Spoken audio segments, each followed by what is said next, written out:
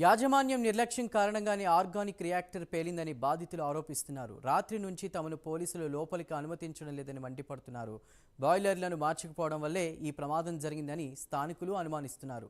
నిర్లక్ష్యం కారణంగా నిండు ప్రాణాలను కోల్పోయామని మృతి చెందిన వారి బంధువులు ఆవేదన వ్యక్తం చేస్తున్నారు. ఇదే విషయానికి సంబంధించి మరింత సమాచారం మా ప్రతినిధి రాము అందిస్తారు. సంగారెడ్డి జిల్లా ఆత్మూరు మండలంలోని ఎస్బి ఆర్గానిక్ పరిశ్రమలో రియాక్టర్ పేలి భారీ అగ్ని ప్రమాదం సంబంధించిందని చెప్పుకోవచ్చు. అదేవిధంగా చూసుకున్నట్లయితే ఈ యొక్క రియాక్టర్ పేలడంతో ఇక్కడ 5గురు మృతి చెందారు. అందులో ఒక డైరెక్టరు, 4 కార్మికులు ఉన్నారు. అయితే 20 మందికి తీవ్ర గాయాలయ్యాయి. వారిని ఎంఎన్ఆర్ హాస్పిటల్, అలాగే ప్రభుత్వ గవర్నమెంట్ సంగారెడ్డి హాస్పిటల్కు తరలించారు. పరిస్థితి విషమించిన వారిని కొందరిని ఉస్మానియా హాస్పిటల్ కూడా తరలించినటువంటి పరిస్థితి. అయితే మనం ప్రస్తుతం ఈ ఎస్బి ఆర్గానిక్స్ పరిశ్రమ వద్ద ఉన్నాము. అయితే కొంతమంది ఇక్కడ పరిసర ప్రాంతాల్లో ఉన్నటువంటి వారు ఉన్నారు. వారిని అడిగి తెలుసుకుందాము. అన్న చెప్పన్నా, ఇప్పుడు ఇక్కడ ఏ విధంగా జరిగింది, అసలు రియాక్టర్ ఏ విధంగా పేలింది, అసలు ఏంటి పరిస్థితి? నిన్న మధ్యాహ్నం 3 గంటలకు సడన్గా మంటలు వచ్చి శబ్దం వచ్చింది. దగ్గర ఒక 5 నుంచి 6 కిలోమీటర్ వరకు షేక్ అయింది. చుట్టుపక్కల ఉన్న కొన్ని నిర్మాణాలు కూడా కూలిపోయినాయి. అప్పుడు మాకేం అర్థం కాలేదు. వచ్చేసరికి ఇక్కడ పెద్ద ఎత్తున మంటలు వచ్చినాయి. అక్కడ మంటల్లో చాలా మంది కార్మికులు చిక్కుకురని చెప్పి తెలిసింది. కొద్దిగా ఒక గంట 2 గంటలు శ్రమించిన తర్వాత కొంతమందిని బయటికి కూడా తీసుకురావడం జరిగింది. మరి నిన్నటితో ఈ రోజుతో ఒక 7 మంది చనిపోయారని సమాచారం. ఇంకా కూడా చాలా మంది, ఒక 20 మంది ప్రాణాలు సీరియస్గా ఉంది. వాళ్ళని చికిత్స చేయిస్తున్నారు. ఒకటే అసలు ఫస్ట్ ఇది హత్నూరా మండలంలో 1 మంత్ లోపలనే ఇది రెండో ఇన్సిడెంట్ కారణం. దీనికి మెయిన్ కారణం ఏంటంటే సేఫ్టీ ప్రికాషన్స్ తీసుకోకపోవడమే. అంటే ఫ్యాక్టరీ ఆఫ్ ఇన్స్పెక్టర్ అయిన డిప్యూటీ ఇన్స్పెక్టర్ అయిన ప్రవీణ్ గారే నిర్లక్ష్యం కారణం. ఎందుకంటే అతను వసూళ్ల మీద, అంటే డబ్బు వసూళ్ల మీద ఉన్న శ్రద్ధ సేఫ్టీ ప్రికాషన్ మీద ఆయనకు ఉండదు. మేము భారత రాష్ట్ర ట్రేడ్ యూనియన్ నుంచి మొన్న కోవలెంట్లో అయిన తర్వాత కలెక్టర్ గారికి, మేము సంగారెడ్డి జిల్లా కలెక్టర్ గారిని వినతి పత్రం కూడా ఇచ్చినాం. ఇమీడియట్గా ప్రవీణ్ గారి పైన చర్య తీసుకోవాలి. ఇక్కడ నుంచి అయినా సరే ఇట్లా మీరు మొత్తం ఏదైతే మరి మన ఈ ఫ్యాక్టరీస్ ఉన్నాయో ఆ ఫ్యాక్టరీస్ నుంచి మీరు తనిఖీలు చేయండి. ఏవైతే తనిఖీలు చేసిన తర్వాత సేఫ్టీ ప్రికాషన్స్ వచ్చే విధంగా చూడాలని కలెక్టర్ గారిని విజ్ఞప్తి చేశాం. అయినా కానీ ఇప్పటి వరకు కూడా ఎలాంటి చర్య చేపట్టలేరు. ఇప్పుడు ఇంత పెద్ద ఫ్యాక్టరీలా కనీసం ఒక అంబులెన్స్ లేదు, ఒక సేఫ్టీ సంబంధించిన మేనేజర్ లేడు.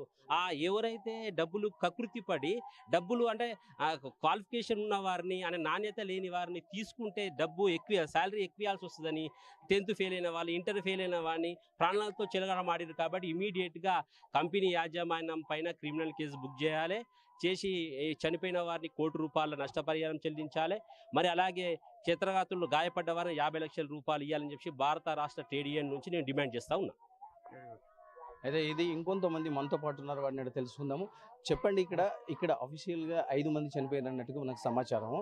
అయితే ఇక్కడ 7 మంది అని కొందరు అంటారు. మీకు ఈరోజు చందాపూర్ గ్రామ శివారులో ఉన్నటువంటి ఎస్బి ఆర్గానిక్స్లో జరిగిన ప్రమాదము తెలంగాణ రాష్ట్రంలో ఉన్న ప్రతి ఒక్కరికి బ్లాక్ డేగా గుర్తించాలి. నిన్న 4:30 ప్రాంతంలో ఈడ పేలుడు సంభవిస్తే చుట్టుపక్కల గ్రామాల్లో ఉన్న ప్రతి ఒక్కరు భయాందోళనకు గురైపోయారు.